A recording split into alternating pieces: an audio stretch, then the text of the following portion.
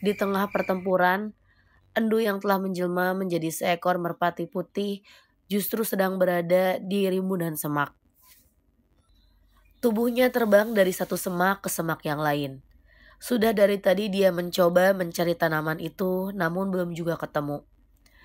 Alih-alih menemukan pesanan tali geni, ia malah bertemu dengan dua ular raja kobra yang sedang melata. Kedua ular itu segera menegakkan leher mereka. Endu pun segera terbang menjauh. Setelah beberapa saat saling pandang, Endu tahu jika kedua ular itu juga bangsa jin. Tidak ingin terjadi salah paham, Endu memilih pergi. Misinya jelas lebih penting daripada harus mengurusi ular-ular itu. Lokasi pertemuan yang jauh dari medan perang membuat Endu tidak berprasangka buruk kepada mereka. Sejak perang saudara selesai, Tali Geni yang merasa gagal menjalankan amanah sebagai penasehat memutuskan untuk tidak menggunakan kekuatannya lagi. Untuk menghindari hilaf, kekuatan itu ia titipkan pada tanaman bayam duri. Namun sejak bertemu dengan Mayangkara, sudut pandangnya mulai berubah. Bahkan saat ini, ia teringat Nagawira. Ia merasa malu karena telah menjadi makhluk yang munafik. Bisa menasehati tapi tidak mau menjalani. Tekadnya untuk kembali mengambil kekuatan semakin bulat ketika melawan Butowanara dan kedua pembantunya. Ia sangat tidak berdaya. Ia merasa benar-benar tidak berguna. Karena itu, Tali Geni meminta Endu untuk mencari lokasi tumbuhnya tanaman bayam duri di sekitar sana. "Aku sudah menemukan tanaman itu, Kek. Cepat susul aku," bisik Endu bergema di kepala Tali Geni. Tali Geni menemukan Endu sedang berada di sebuah tebing. Ia menghela nafas lega saat melihat beberapa gerumbul bayam duri ada di depan gadis itu. "Terima kasih, Endu. Sekarang kembalilah. Mereka membutuhkan bantuanmu. Sebentar lagi aku akan menyusul," ucap Tali Geni. Tali Geni merubah wujudnya menjadi ular tali picis. Ia kemudian melilit batang bayam hingga duri-duri tanaman itu menusuk ke tubuhnya. "Bayam duri, izinkan aku mengambil kembali titipanku," bisik Tali Geni. Ketika Tali Geni sedang berusaha mendapatkan kekuatannya kembali, situasi peperangan semakin panas. Chandrasa yang sedang menghadapi dengan Butowanara masih terlibat pertempuran sengit. Ilmu Pancasona yang dimiliki Butowanara membuat setiap lukanya langsung menghilang. Tembakan bola dan sinar energi juga tidak bisa berbuat banyak. Gada yang dipegang Butowanara seperti mampu menyelesaikan setiap serangan itu. Condromowo sedikit lebih beruntung. Meski kedua lawannya juga memiliki ilmu Pancasona, gada mereka bukanlah senjata mustika. Beberapa serangan sinar mata menyentuh dan membuat monyet-monyet raksasa itu terpental. Meski tidak ada luka luar, Condromowo tahu mereka pasti terluka dalam. Basirna mengamati jalan pertarungan sambil tersenyum. Saat melihat Kalabrama muncul, ia merasa senang. Harto pasti tidak punya pengawal lagi. Sosromolo, ayo kita temani dia. Aroma busuk yang tercium semakin pekat membuat Harto mempererat genggamannya di gagang tombak. Dari kejauhan ia bisa melihat sosok Basirna dan Jenglot yang mengelus aroma busuk dan berjalan mendekatinya. Harto melirik Sirna yang telah duduk tak jauh darinya. Jenglot yang telah berubah menjadi manusia berdiri di antara mereka. Dalam hati Harto mengeluh. Situasi yang berkembang ternyata berbeda jauh dari perkiraannya. Diam-diam tangannya masuk ke dalam saku. Setelah menemukan apa yang dia cari, ia mulai mencabut jarum-jarum yang menancap di boneka itu.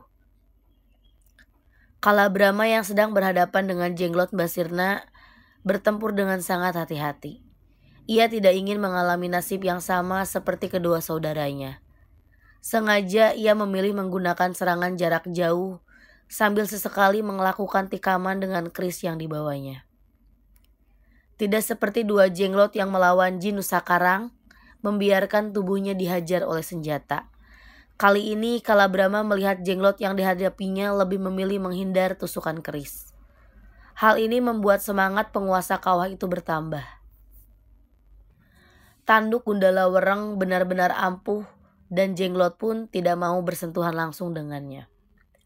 Kalabrama yang kepercayaan dirinya telah kembali menyerang dengan ganas. Api berulang kali disemburkan untuk mengalihkan perhatian Jenglot agar bisa menikam dengan kerisnya. Karena ia ingin secepatnya menyelesaikan pertarungan, Kalabrama memutuskan untuk menggunakan ilmu pamungkasnya, wujud geni. Mulut Kalabrama menyemburkan api tiada henti hingga membentuk manusia api berupa dirinya. Makhluk itu lalu meloncat dan memeluk erat Jenglot Mbah Sirna. Di saat yang sama, Kalabrama ikut meloncat untuk menikam Jenglot yang sudah kesulitan bergerak. Namun ia salah perhitungan. Saat tubuh Kalabrama telah berada di belakang wujud geni, tiba-tiba kuku Jenglot itu memanjang dan menusuk tubuhnya. Wujud geni pun perlahan memudar dan menghilang seiring ambruknya tubuh Kalabrama. Penguasa kawah api tewas tanpa berpamitan kepada kedua saudaranya. Keris Gundala Wereng pun berpindah tangan kepada Jenglot. Tepat sebelum ia membawanya kepada Mbah Sirna, sebuah bayangan hitam panjang menyambar tubuhnya. Gundala Wereng ternyata telah lebih dulu bergerak untuk mendapatkan keris itu. Setelah ia menelan Jenglot dan keris, cahaya kemerahan keluar dari tubuhnya. Semakin terang dan sebuah tanduk yang berwarna merah menyala tiba-tiba muncul di dahinya. "Kau ingin bermain-main denganku, Sirna? Setelah gadis itu membuka segelku, kau akan mengerti siapa Gundala Wereng. Jangan macam-macam, aku tidak akan segan-segan menelanmu," ucapnya. Wajah Mbah Sirna pucat. Ia tidak menyangka jika Gundala Wereng yang telah dianggap sebagai sekutu sejati akan mengkhianatinya. Harto tertawa kecil. Ia sudah menduga jika Gundala Wereng hanya memanfaatkan Sirna untuk memuluskan kepentingannya sendiri. Meski tertawa, hati Harto sebenarnya juga gelisah. Sama seperti Mbah Sirna. Bagi Harto, Kalabrama adalah satu-satunya teman yang selama ini ia percaya. Hubungan mereka tidak lagi sebagai majikan dan pegawai, tapi lebih dari itu. Kematian Kalabrama membuatnya berduka. Merasa tidak ada gunanya lagi berada di tempat itu, Harto memilih pergi. Musang Api dan Jatayu terkejut saat kedua lawan mereka tiba-tiba meloncat mundur dan menghilang. Namun pertempuran mereka belum berakhir. Jenglot Mbah Sirna masih berdiri tegak tak jauh dari tempat mereka berdiri. Musang Api dan Jatayu menatap luka-luka masing-masing. Mereka sadar jika melawan Jenglot itu adalah sebuah misi bunuh diri. Gundala Wereng melihat apa yang sedang terjadi. Sebenarnya ia ingin langsung menyerang Moza dan memaksanya membuka segel. Tapi ternyata Jenglot yang ditelannya melakukan perlawanan. Karena itulah dia masih belum bisa bergerak. Mbah Sirna sendiri kebingungan. Gundala Wereng telah terang-terangan mengancamnya. Mengorbankan dua Jenglot yang tersisa tentu bukan pilihan yang menguntungkan. Saat melihat Harto pergi, ia memutuskan untuk mengikuti jejaknya. Tapi baru saja ia memanggil kembali Jenglot yang sedang berhadapan dengan Mian, ranting di belakang tubuhnya berbunyi. "Di mana kau menyembunyikan mereka, Sirna?" Terdengar suara perempuan bertanya. Mbak Sirna mengenali suara itu. Ia tahu Maina berada di belakangnya. "Mereka ada di tempatku, Mak. Kebetulan kau datang. Aku akan segera membawamu untuk berkumpul dengan mereka." Ketika Mbah Sirna akan menyerang Maina, Gundala Wereng tiba-tiba saja menghadang langkahnya. Harto yang sudah merasa aman dengan cepat berusaha meninggalkan lereng Lawu. Meski rencananya untuk membunuh Gundala Wereng gagal, tapi itu sudah bukan pikirannya lagi. Sirna telah kehilangan sekutu terkuatnya. Ia juga bisa terbunuh. Itu artinya hari ini dia satu-satunya orang yang tersisa dari kelompok orang Betudu. Dia yakin para pelanggan Dalbo, Pelix, Hendro, dan Sirna pasti akan menjadi miliknya. Harto dengan sengaja melepaskan Maina. Ia berniat untuk cuci tangan dari urusan lereng Lawu. Jika Maina nanti bertemu dan terbunuh oleh Sirna, maka Mian tidak bisa menyalahkan dirinya. Langkah Harto terhenti ketika ia bertemu dengan Alit, Johan, dan Timur. Ketiga orang itu tidak menyangka jika akan bertemu dengan salah satu lawan mereka. Senjata ketiganya langsung terhunus. Kala Degeni dan Kala Latu melangkah maju untuk melindungi majikan mereka. Harto kaget saat mendengar suara Kilik dan kelima saudaranya telah mengepung tempat itu. "Bukankah kalian jin milik Felix? Kenapa masih ada di sini? Dan kenapa malah membantu mereka?" "Mian telah membebaskan kami. Itu artinya tidak ada lagi yang bisa memerintah kami lagi," jawab Kilik. "Kalau begitu aku akan mengikat perjanjian dengan kalian. Sebutkan apa maharnya," ucap Harto. "Ikatan kami tidak seperti itu. Kami diwariskan atau dipaksa. Sejak Mian membebaskan ikatan itu, kami hanya bisa diikat oleh kekalahan," ucap Kilik. Harto diam. Kilik dan lima saudaranya adalah lawan yang tangguh. Sementara gabungan kekuatan Timur, Alit, dan Johan tentu tidak bisa dipandang enteng. Saat pedang yang digenggam Timur berwarna merah, Harto tahu ia tidak punya lagi pilihan. Tombaknya disilangkan di depan dada. Kala Latu dan Kali Geni juga bersiap. Mereka tidak akan menyerah begitu saja kepada Kilik. Kilik lalu meminta salah seorang adiknya untuk melawan Kala Geni, sedangkan ia sendiri memilih menghadapi Kala Latu. Pertempuran dimulai. Pedang Timur dan kolor Alit bergantian menyerang Harto. Benturan senjata terjadi berulang kali.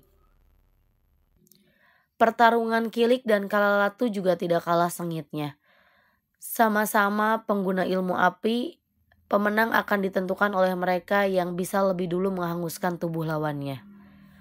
Kilik harus mengakui jika ilmu wujud geni milik Kala Latu cukup merepotkan. Beruntung Kilik memiliki sayap.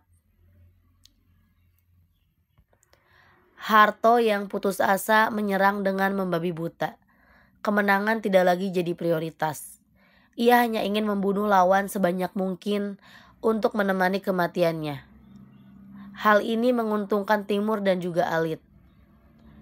Senjata mereka mempunyai banyak kesempatan untuk mengenai tubuh lawan. Tapi kekuatan Harto memang besar. Meski berulang kali pedang Timur dan kolor Alit menghajar tubuhnya, ia masih bisa menyerang dengan ganas.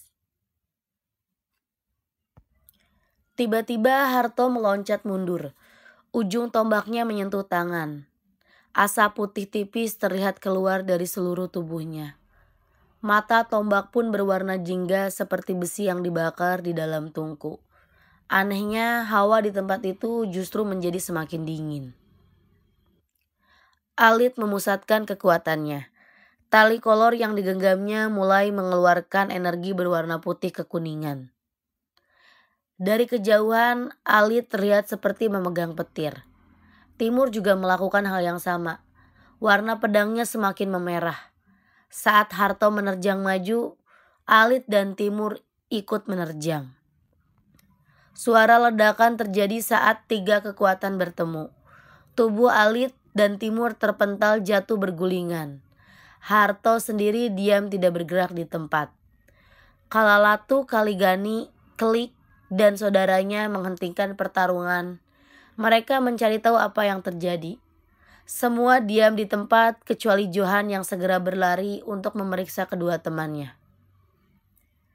Kala Geni hanya diam. Dia sudah tidak bisa merasakan tanda-tanda kehidupan Harto.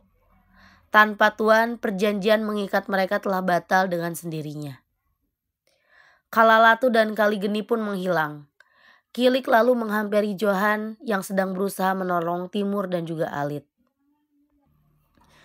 Tetapi Johan malah menyuruh Kilik dan juga saudara-saudaranya untuk pergi membantu Mian. Johan dibantu Jilik, salah satu saudaranya Kilik, membawa Alit ke sebelah tubuh Timur. Setelah itu ia pergi mencari air. Tak lama kemudian Timur siuman. Ia berusaha berdiri tapi gagal. Tubuhnya kembali terjatuh ke tanah. Timur menatap makhluk mengerikan yang pernah menjadi musuhnya.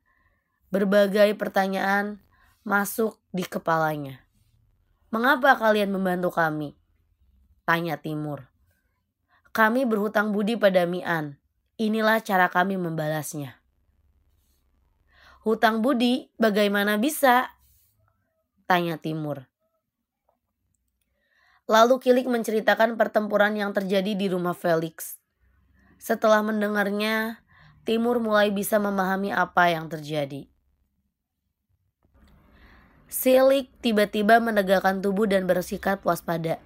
Pandangannya terarah pada tubuh Harto. Timur dan Johan yang melihat perubahan Kilik ikut waspada. Satu persatu makhluk aneh muncul dari kegelapan. Permulaan ada 4 orang manusia lipan yang datang. Setelah itu sepasang pemuda dan gadis cantik yang menunggangi seekor kalajengking raksasa menyusul. Bersama dengan mereka muncul juga manusia yang bertubuh serangga.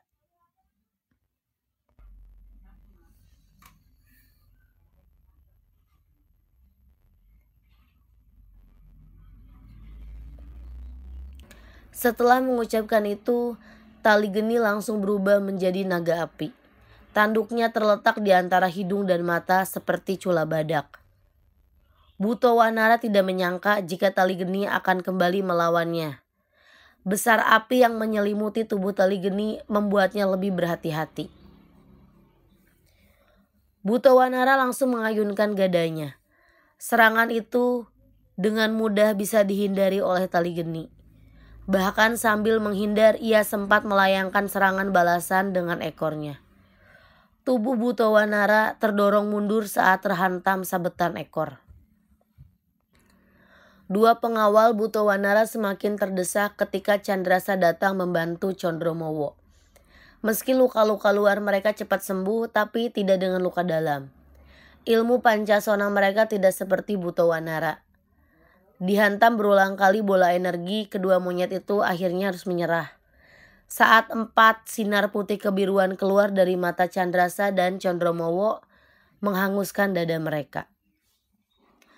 Condromowo langsung melesat pergi, dan Candrasa sendiri mengawasi pertarungan tali geni dan Butowanara sambil berusaha mengumpulkan kembali energinya. Tali geni berniat memotong lengan dari Butowanara. Dan saat berhasil terpotong, ia meminta Candrasa untuk menjaga agar lengan itu tidak tumbuh kembali. Candrasa tahu apa yang dilakukan tali geni sangat berbahaya. Dibutuhkan kekuatan dan pengorbanan yang besar dalam sebuah benturan kekuatan secara langsung. Sambil menunggu saat itu tiba, dikerahkan semua cadangan energinya. Tali geni mencari kesempatan untuk bisa melakukan niatnya. Ketika Butowanara mengayunkan gada, tali geni memutuskan untuk mengambil resiko. Ia tidak menghindari serangan itu. Tubuhnya justru bergerak maju dengan cepat. Saat gada Butowanara menghantam punggungnya, tali geni berhasil melilit tubuh Butowanara. Dengan cepat ia menggigit lengan monyet yang sedang memegang gada. Candrasa tahu waktu telah tiba. Saat lengan itu akhirnya terpotong, ia langsung menyambar dan membawanya menjauh. Digigit kuat-kuat lengan yang terus meronta itu. Besar kekuatan yang ada di lengan Butowanara bahkan sampai memaksa Candrasa untuk tak hanya menggigit tapi juga melilitnya. Butowanara sendiri berusaha melepaskan dari lilitan tali geni. Tapi semakin bergerak, lilitan itu justru semakin erat. Cakar tali geni mencengkram tangan dan kakinya semakin mempersulit geraknya. Tali geni dengan cepat menancapkan tanduknya di dada Butowanara. Monyet raksasa itu bergulingan di tanah. Lengan yang dijaga Candrasa juga bereaksi. Tetapi akhirnya kekuatan tali geni berhasil menundukkan Butowanara. Pelan-pelan tubuh Butowanara yang dibelit terbakar. "Cepat, telan lengan itu, sebelum menjadi abu," teriak tali geni. Tanpa berpikir panjang, Chandrasa menelan lengan yang sedang memegang gada. Chandrasa merasa perutnya menjadi panas. Energi Butowanara sangat besar membuat tubuhnya harus berjuang lebih keras untuk mencerna. Setelah terserap, ia memuntahkan kembali gada milik Butowanara. Gada yang telah dimuntahkan disimpan oleh tali picis.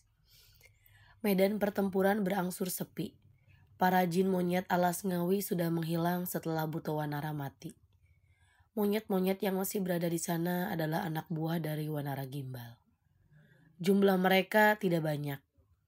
Sebagian besar berkumpul di sekitar rajanya, Wanara Gimbal. Gundala Wereng juga sudah menghilang. Namun bukan berarti perang telah usai. Moza masih terus beradu tenaga melawan energi Wanara Gimbal. Menghentikan adu tenaga Moza dan Wanara Gimbal dengan paksa akan membuat energi mereka berbalik menghantam pemiliknya masing-masing. Mian dan yang lain tidak bisa berbuat apa-apa. Di tempat persembunyiannya, Sirna mengamati kejadian itu. Jenglot yang bertugas melawan Gundala Wereng telah dipanggilnya untuk berjaga-jaga. Dalam hati ia bertanya-tanya, mengapa Gundala Wereng belum menyerangnya juga? Setelah lama berpikir, Sirna memutuskan untuk mengikuti jejak Harto. Apapun hasil pertarungan nanti, dia sudah tidak punya kemampuan untuk melawan atau menjadi pemenangnya. Namun saat berbalik, raut wajah Sirna berubah tegang. Kilik dan saudaranya telah berdiri dengan posisi siap tempur. Sirna menyuruh Sosromolo untuk membunuh mereka. Dua jenglot itu pun bergerak. Tapi saat Kilik dan saudaranya bersiap untuk menyerang, 4 bayangan mendahului mereka. Biar Sirna menjadi bagian kami, Tuan Kilik. Keluarga kami juga ingin membayar hutang budi. Ucap seorang laki-laki bersenjata pedang bergerigi di sela pertarungan dengan salah satu jenglot. Jenglot yang lain berhadapan dengan perempuan bersenjata tombak pendek bermata dua. Sementara Sirna bertarung melawan sepasang pemuda yang menggenggam pedang berwarna hitam dan putih. Siapa nama Tuan? Nanti akan kami sampaikan kepada Mian, tanya Kilik. Katakan saja Naga dan Wira datang berkunjung, Paman, jawab sepasang pemuda yang sedang bertarung dengan Mbah Sirna. Baiklah kalau begitu, berhati-hati. Kami mencium aroma racun di tubuh kedua jenglot itu, ucap Kilik. Keempat orang yang datang ternyata adalah Nagawira, Nagawisa, dan kedua anaknya. Setelah membereskan urusan di pengungsian di Laut Timur, mereka segera menyusul Mian ke lereng Lawu. Naga dan Wira yang berangkat lebih dulu memberi gambaran tentang siapa dan kemampuan lawan mereka. Keduanya bahkan sempat melihat tali geni mengambil kembali kekuatannya di Bayam Duri. Soal Sosromolo juga mereka telah ketahui. Nagawira dan Nagawisa adalah 2 kepala prajurit Pulau Ular. Meski tidak sekuat Gundala Wereng, sisik mereka adalah perisai yang kuat. Karena itulah mereka berani bertempur jarak dekat dengan Sosromolo. Namun kekuatan kedua jenglot itu tidak bisa dianggap remeh. Meski belum bisa menembus sisik pelindung, kuku mereka mampu membuat goresan. Beberapa serangan di tempat yang sama akan mengoyakkan sisik pelindung itu. Nagawira meminta Nagawisa dan kedua anaknya untuk mundur. Ia memberitahu mereka untuk segera membunuh Sirna. Karena tanpa Sirna maka kedua jenglot itu tidak akan memiliki pengendali. Usai mengatakan itu, Nagawira langsung menyerang kedua jenglot Sirna. Pedangnya bergerak lebih cepat dari sebelumnya. Nagawisa sendiri baru menyerang Mbah Sirna setelah berbicara pada Naga dan Wira. Sama seperti Nagawira, jurus-jurus yang digunakan Nagawisa juga lebih ganas. Pertarungan berlangsung sengit. Mbah Sirna yang tidak ingin kehilangan nyawa juga melawan tak kalah buasnya. Ilmu Batara Karang membuat tubuhnya sangat keras, sekeras batu. Tapi lawannya adalah Nagawisa. Meski energinya telah berkurang banyak akibat dipenjara di gua ujian, kekuatannya masih cukup besar. Pelan tapi pasti ujung tombaknya mulai meneteskan darah. Nagawira juga bertarung mati-matian. Sebenarnya ia juga tidak yakin mampu melawan dua jenglot sekaligus. Energinya sudah terkuras banyak untuk melawan pengikut setia Raja Ular yang berusaha membebaskannya. Nagawira benar-benar berharap Nagawisa bisa membunuh Sirna sebelum kuku para jenglot menembus perisainya. Salah satu jenglot meloncat mundur. Nagawira yang mengira jenglot itu akan membantu Sirna berusaha mengejarnya. Namun itu sebuah jebakan. Rambut jenglot yang ditinggalkan tiba-tiba memanjang dan membelit lehernya. Rambut itu terus memanjang dan akhirnya melilit seluruh tubuh Nagawira hingga ia tidak bisa bergerak lagi. Naga dan Wira tidak tinggal diam. Keduanya langsung bergerak dan menyerang kedua jenglot dengan membabi buta. Tapi kekuatan Naga dan Wira masih jauh lebih dari cukup untuk melawan Sosromolo.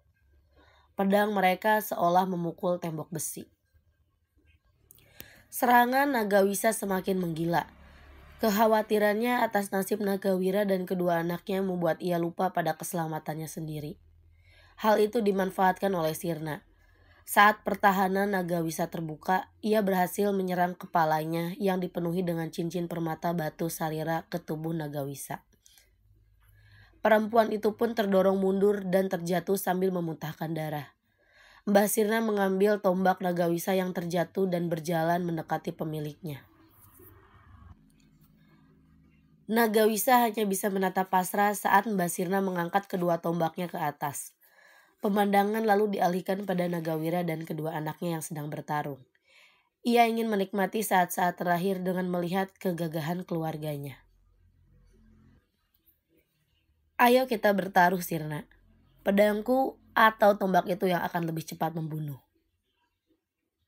Mbah Sirna diam tidak bergerak. Condromowo dalam wujud manusia kucing telah berada di belakangnya.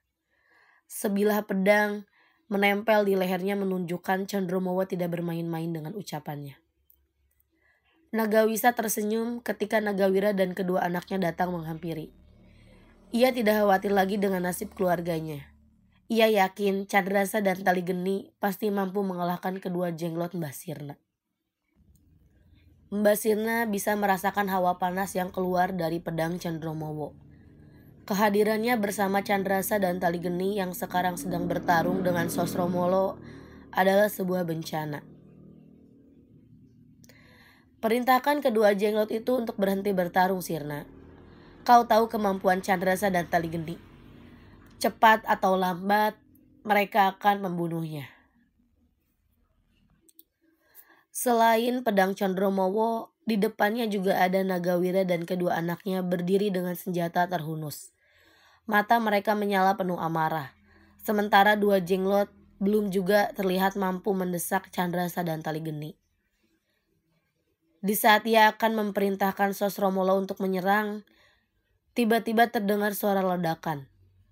Condromowo, Candrasa, dan semua yang ada di sana terkejut. Kesempatan itu digunakan Mbah Sirna untuk melarikan diri. Dengan cepat tubuhnya menghilang di kegelapan hutan. Dua jenglot menyusul menghilang kemudian. Condromowo, Candrasa, Tali Geni, dan keluarga Nagawira lebih khawatir pada suara ledakan, memilih untuk kembali ke tempat Mian berada. Sesampainya di sana, mereka disambut oleh pemandangan yang mengerikan. Sebuah lubang besar menganga di lokasi pertarungan Moza dan Wanara Gimbal. Tubuh monyet itu telah menghilang, sementara Mian dan Moza tergeletak di tanah dengan asap yang mengepul di tubuh mereka. Ribka Iis lebih beruntung. Tubuh mereka tidak berasap. Mereka hanya mengalami luka ringan akibat sengatan energi. Gundala Werang yang menyerang. Ia menembakkan bola energi ke tengah pertarungan Moza dan Wanara Gimbal. Mian yang berusaha menghadang justru terlempar ke tengah energi tersebut, cerita Endu. Gawat. Tubuh Mian dihajar oleh 3 kekuatan berbeda. Mudah-mudahan Tuhan memanjangkan umurnya, bisik Tali Geni.